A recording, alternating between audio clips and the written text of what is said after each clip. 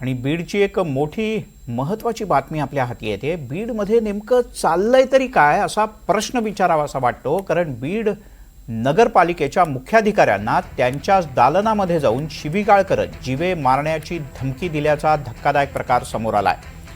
या सगळ्या प्रकरणात गुन्हा दाखल करण्याच्या मागणीसाठी कर्मचाऱ्यांनी नगरपालिकेच्या समोर आंदोलन सुद्धा केलं। बीड नगरपालिकेचे मुख्याधिकारी शैलेश फडसे हे आपल्या दालनात बसलेले असताना या ठिकाणी आलेल्या एका व्यक्तीनं पीटीआरची नोंदणी घेण्याच्या मागणीसाठी अरेरावीची भाषा केली, तसंच शिवीगाळ करत जीवे मारण्याची धमकी दिली।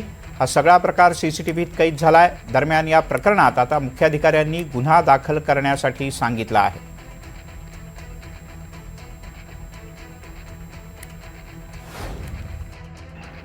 गुरुवारी शेख निजाम आमिर नावाची जी व्यक्ती आहे त्यांनी आपल्या पीटीआर संदर्भाने माझ्याकडं पीटीआर रद्द करण्याबद्दलचं काम आहे म्हणून माझ्या दालनात आले होते।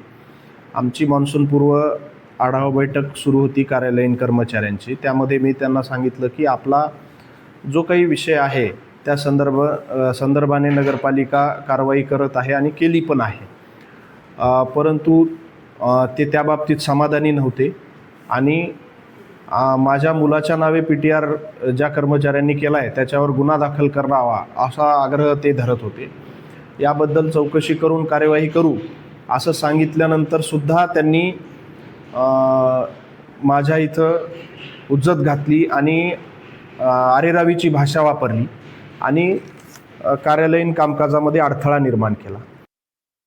आम्ही त्यांना प्रत्यक्ष तक्रार दाखल करायला बोलवत आहोत। त्यांनी मान्य केलं आहे की आम्ही प्रत्यक्ष तक्रार दाखल करायला येऊ, परंतु त्यांचं आतापर्यंत कोणीही तक्रार द्यायला आलं नाही। त्यांचा प्रतिनिधी वगैरे सुद्धा येऊ शकतो, हे चुकीचं आहे। आम्ही तक्रार दाखल करून घेऊ आणि कारवाई पण करू, यासाठी आंदोलन करण्याची काहीच गरज नाही। आम्ही आणि तो एकमेकांच्या रोज कामाला येतो, आम्ही एकमेकांशी बोलतो, यासाठी आंदोलन करायची गरज काय आहे?